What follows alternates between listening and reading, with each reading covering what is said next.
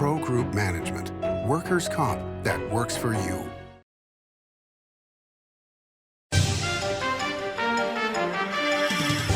Welcome to Nevada Newsmakers. On the broadcast today, Bryan Wachter joins us. He's the Senior Vice President of the Retail Association of Nevada. Here for the whole show on an all-new Nevada Newsmakers. When in Carson City, Nevada Newsmakers records in the conference room of the Nevada Builders Alliance. Coverage of the 2025 legislative session is brought to you by Pro Group Management, workers' comp that works for you. NV Energy, proudly serving Nevada, providing electricity to 2.4 million electric customers. The Retail Association of Nevada, looking out for business. And by Story County, helping build Nevada's future. The trucking industry is the most resilient link in the supply chain, moving 95% of our freight in the Silver State. And while essential, the road isn't always smooth. Supply chain disruptions, rising fuel costs, and unrealistic rules and laws that hamper our ability to serve our customers and country. Our prosperity and every sector of the economy, manufacturing, mining, medicine, and food from farm to table, is tied to trucks. There's nothing without trucking. Meet Nevada Health Link, Nevada's official health insurance marketplace. Your link to savings, selection, free assistance, and name brand health insurance, where 90% of enrollees lower the cost of their monthly premium. Everyone deserves access to quality health coverage, no matter your income or family size. Visit NevadaHealthLink.com. A few minutes could save you hundreds of dollars per month. Nevada Health Link. Our plans are made for your plans. Like a traditional handmade basket, retail is woven into the fabric of life in Nevada. From big box to mom and pop, retail supports our communities in countless ways. Jobs for the disabled, team uniforms for kids, help for the elderly, and so much more. Retail employs over 1 in 10 workers. Retail supports Nevada, and we support retail. RANNV.org. This is Nevada Newsmakers with host Sam Shad, a no-holds-barred political forum. Now, from the Nevada Newsmakers broadcast headquarters, here is Sam Shad. And back on Nevada Newsmakers, coming to you from the Nevada Builders Alliance building in Carson City. We are delighted to welcome back to the program Bryan Wachter. He is the Senior Vice President of the Retail Association of Nevada. Welcome, sir. Thanks for having me this morning. You are very welcome.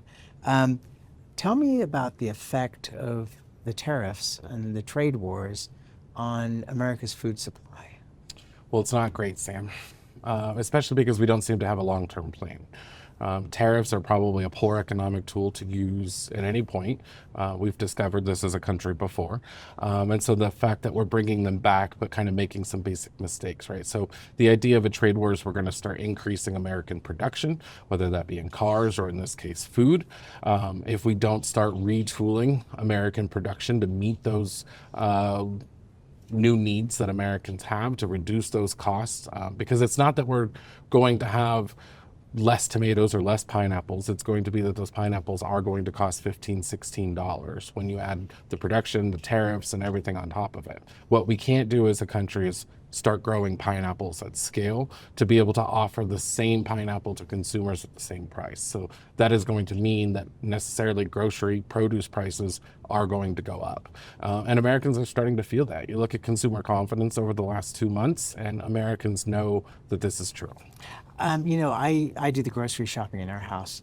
It used to be that I would spend $100 a week. Now I'm spending $140 a week. And this is before the tariffs kick in. One of the other things that I think is important to note is that quite a few years ago, farmers in California moved their production to Mexico because the labor costs were a lot lower and they didn't have to deal with the immigration mess that still goes on. And the government regulations, right? Yes. And so we're going to see increases in everything from basics like lettuce all the way up. Avocados are not the only thing that are going to be affected.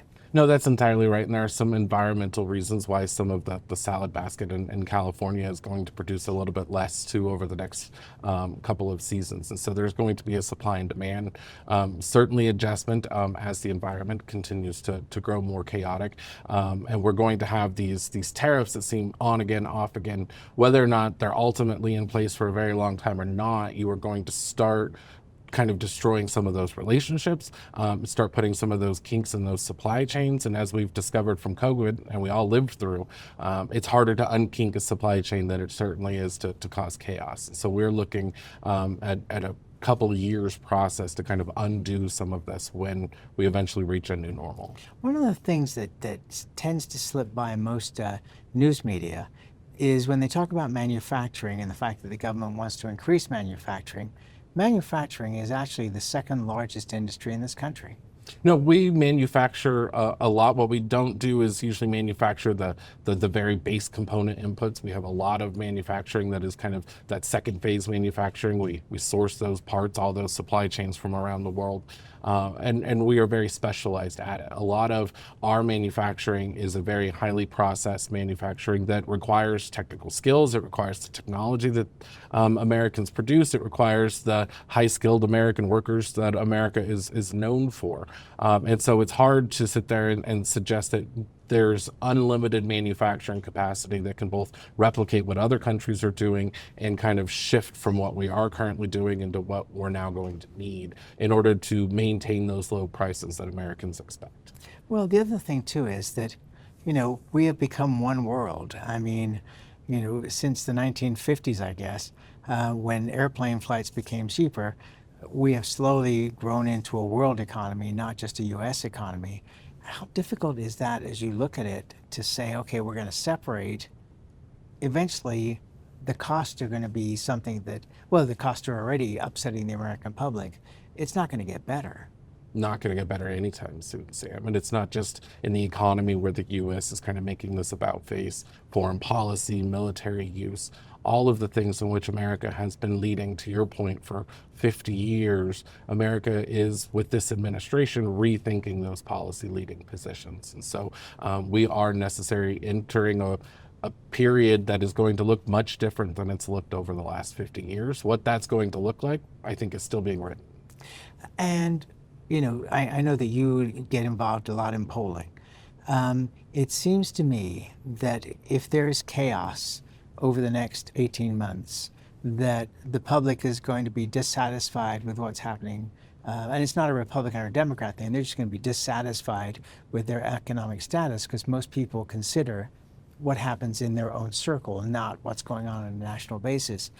Do you see just a flip-flop every 2 years for the next few cycles as things are not getting fixed but are just more chaotic on both sides? I think that might actually be one of the more optimistic scenarios, Sam, of we kind of use the democratic institutions in the process to come back and keep telling the federal government every 2 years that we want a new government. And that's something that Americans have been doing since the 1780s.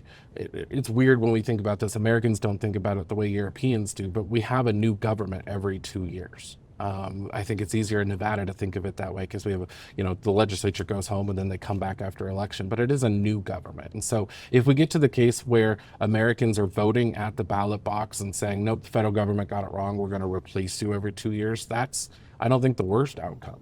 I think the worst outcome is when you as a political party start bringing out first-time voters, low education, low propensity, they don't pay attention. You force them to pay attention, you promise a laundry list of things you're going to do, and at the top of it is make your life cheaper. And then you failed to meet that campaign promise. I wonder what happens to those voters who, for the first time, came out, were engaged, and then very blatantly see how the process works in a way that those of us, takes years to be that cynical. I wonder what happens to those voters. And also the youth voters. They're not engaged to begin with. Their sources of news are all over the place and not necessarily the best sources of news. Do you lose that youth vote because they just go, well, we voted and nothing happened? Well, I think part of those are the same group of people. Trump did exceptionally well with young men across a lot of any racial spectrum. and in the youth demographic. And so we're really talking about some of the same voters. But I think it's more likely that they start looking for alternative methods of how to be effective at changing policy. And I think that's where we get to some of these radical ideas about third terms or impeaching judges because we don't like their decisions. And we get a larger group of people who start thinking that those are apt alternatives because voting isn't working. Wow. A fascinating thing to think about. Let's think about it for the next couple of minutes while we take a break, and we'll be right back with Bryan Wachter after this time out. Pro Group Management offers workers' comp services to a growing number of industries. As businesses grow and change with the times, the need for a solid workers' comp program must be flexible and up to date. The evolving nature of regulations can make staying ahead of complex tasks challenging. But Pro Group Management simplifies the work so your industry can move forward and succeed. Pro Group Management, workers' comp that works for you. The Nevada Builders Alliance has been protecting the interests of the construction industry for over 50 years. Our programs save members thousands of dollars every year and allow them to provide much-needed benefits to their employees. Our industry also allows Nevada to grow. If you're thinking about a career in the construction industry, reach out. And if you haven't thought of a career in construction, what are you waiting for? We are the Nevada Builders Alliance. Welcome to Story County, where history meets innovation, and a pioneering spirit continues to shape our future. At the heart of the Tahoe Reno Industrial Center, we power the future with global leaders in technology and manufacturing, driving progress that reaches far beyond our county lines. From advanced manufacturing to tech innovation, our industries are creating thousands of quality careers, fueling a vibrant economy that benefits every Nevadan. But it's more than just growth. Our community is our foundation, supporting families, empowering local initiatives, and creating a place where everyone belongs. Be part of a legacy built on bold ideas and boundless possibilities. Join us in building a brighter future right here in Story County. Story County, helping build Nevada's future.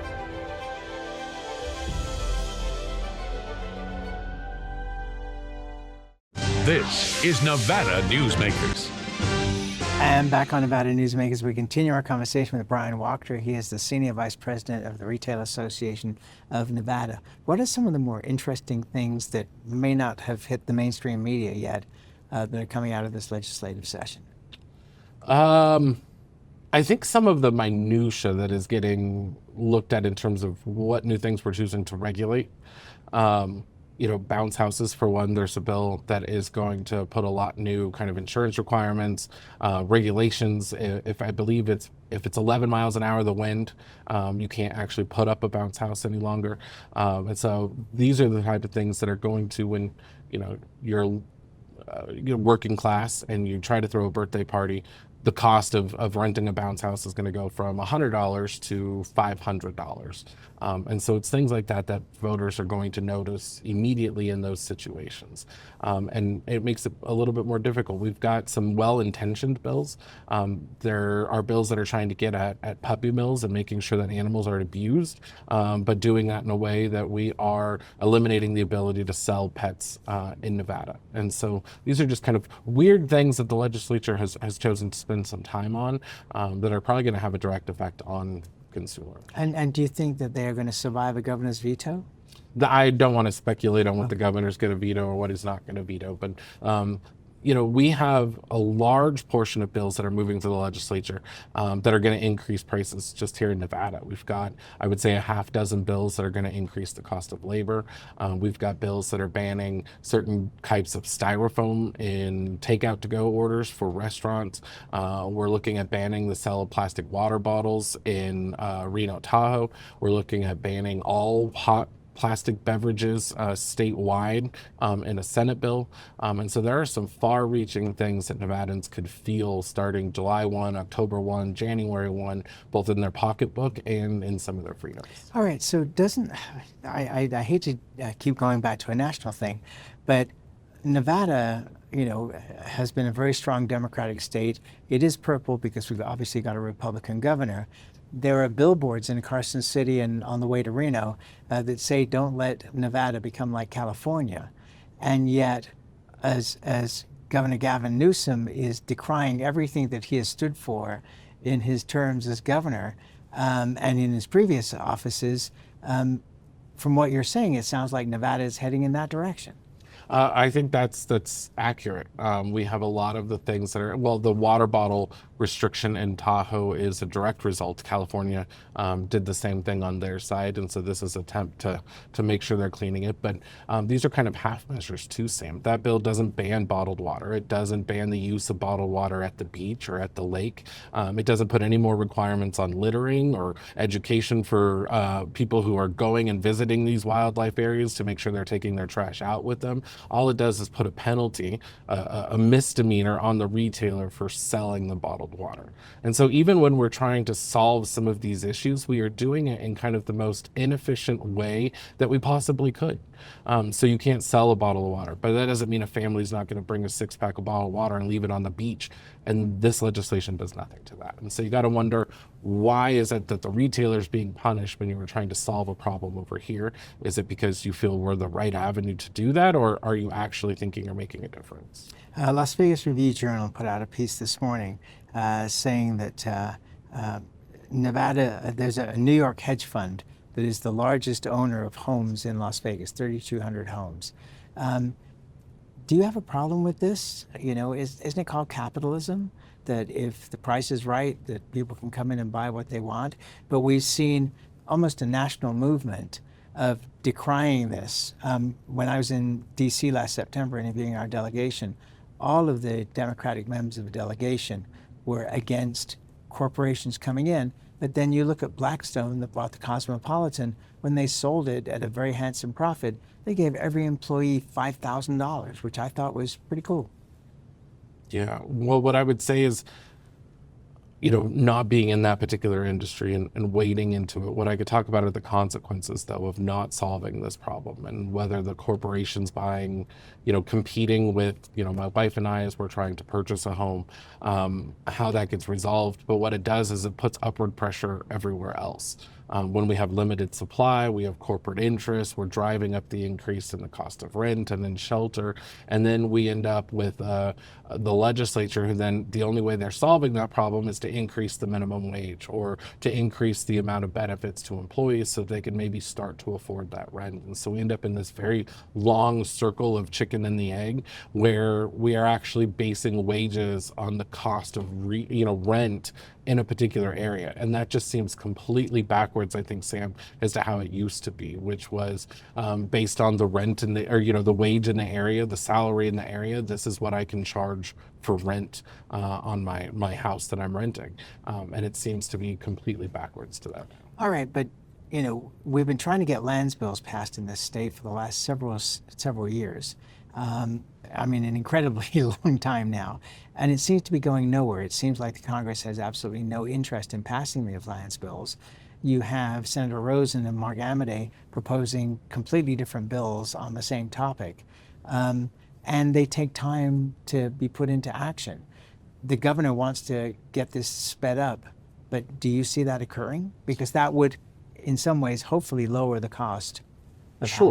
And what I would say is we can either choose to keep putting all of our hope in the federal government, eventually releasing more land or selling more land or somehow opening more land to development, or we have to take a look at the existing things that we have and figure out, are we developing in the correct way? There's a lot of spread in Las Vegas. We have not a lot of vertical development. We have to start figuring out how we can more efficiently house citizens, especially in the middle of a desert.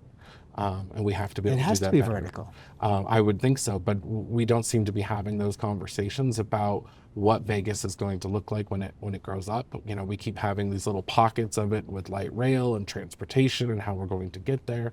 We keep having, you know, global retailers who say we want our headquarters here, but we can't because of your infrastructure, and we can't because of your education. And we're not solving those problems either. And so if our only answer is going to be, well, there's nothing we can do in the building codes, it has to be more land, then we're going to continue to have this problem. All right, let's take another break. We'll be right back after this timeout. Your good times are at Tamarack Casino during the $150,000 Denim and Diamonds giveaways, with cash and free play drawings every Thursday and Saturday, and $30,000 in grand finale giveaways Saturday, May 31st, including a top prize of $20,000 guaranteed. Your good times are... As you know, Reno is booming. Toll's development company is helping it grow with insightful design and development, building community with every project, adding beauty, adding excitement, emphasizing our shared humanity. Reno is becoming bigger. Toll's development is helping it become better, more livable, more enjoyable. To learn more, go to tollsdevelopment.com.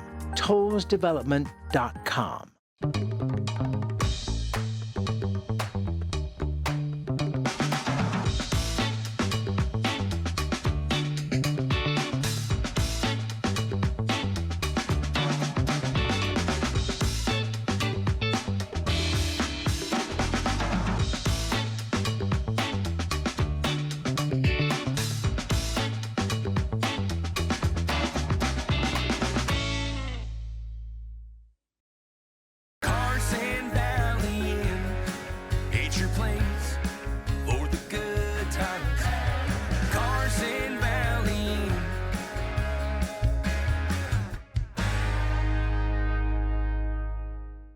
This is Nevada Newsmakers.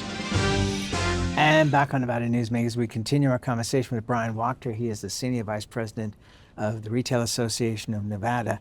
The film bill. It seems like the legislators we have coming in, from the Speaker to the Senate Minority Leader and others, are all somewhat dubious about this. But we know in legislative sessions there is tremendous pressure behind the scenes to get things done. Where do you think we are with this at this point? And are we going to suddenly start developing movies in Summerlin?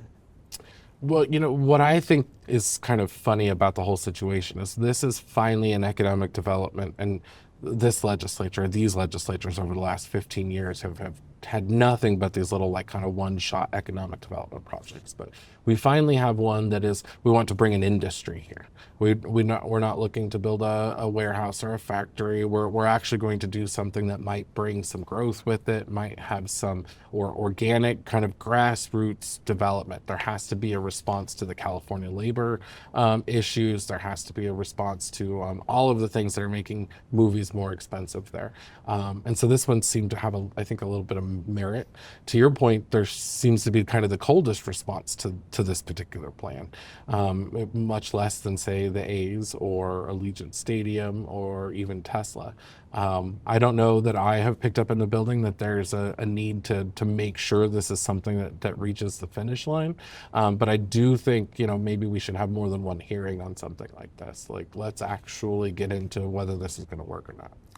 Well, it just seems that we can learn from other states. I mean, Georgia continues to pump money into the film industry, but gets very little return beyond the promotion that at the end of darn near every movie on TV that you see in streaming, it says, you know, it's got the Georgia peach there.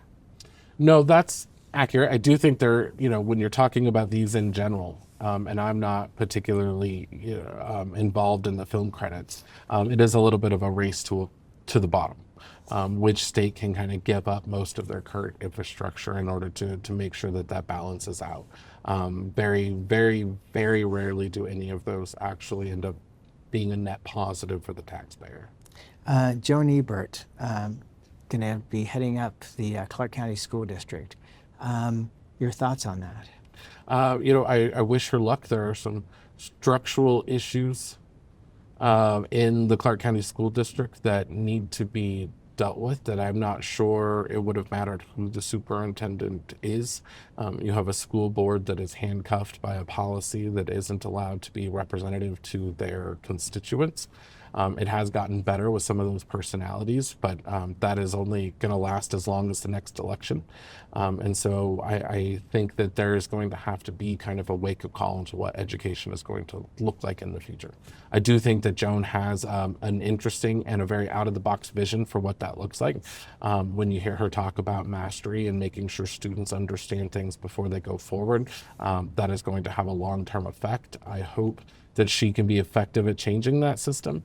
But if not, we are going to continue to see declines of the Clark County School District. Which is somewhat scary, to say the least. Medicaid funding. There was a lot of concern at the beginning of the session that Nevada was going to lose close to $2 billion in funding. When Senator Titus was here on the program, the Senate Minority Leader, she said that Nevada actually has the money to cover that if we were to lose that much. Greg Hafen was here, the Assembly Minority Leader, this morning, and he said that he doesn't see those cuts coming at this point. What are you hearing and understanding about this? I think it would be way too early to speculate on what is going to be in that final reconciliation package at the federal government. There are almost certainly, how the resolution was written, going to have to be cuts to Medicaid. I think there was $880 billion that was coming from several categories. Medicaid was in that. Medicaid is a large portion of that, right? What's the old joke is that the U.S. government is an insurance company with a standing army. So there's going to have to be some cuts based on the resolutions that were both passed by the House and the Senate. What that looks like in that final package, I don't know. I think they're waiting for the parliamentarian to make a couple decisions on the Byrd rule to make sure that they can get it out of the Senate with a 51 vote. But I think it would be way too early in both ways to say this money's not going to be there or this money's going to be there. And that's where we got to leave it. Thank you so much for coming in this morning. I really appreciate it. You got a very late phone call from me, and you came in and helped out, so thank you. We appreciate it. Happy to be here, Sam. Thank you, and we'll be right back. Each day, the Children's Advocacy Alliance partners with leaders, legislators, and families across Nevada to improve children's health, education, economic well-being, and safety. We recognize Nevada will be no better than the state of its children. Be a part of this change.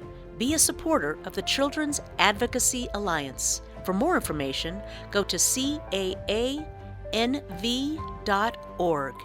For 50 years, Nevada Heating has been keeping people comfortable in their homes. At Nevada Heating, call the Do It Right guys and get the heat back on today. Call us today and we'll fix it today. That's the Nevada Heating way. Why freeze for days on end when Nevada Heating can get your furnace fixed today?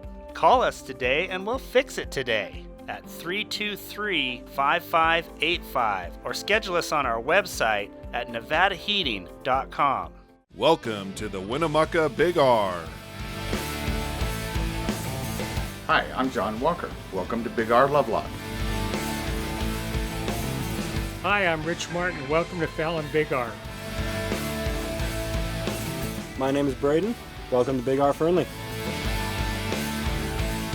Hi, I'm Kelly. Welcome to Big R Sparks.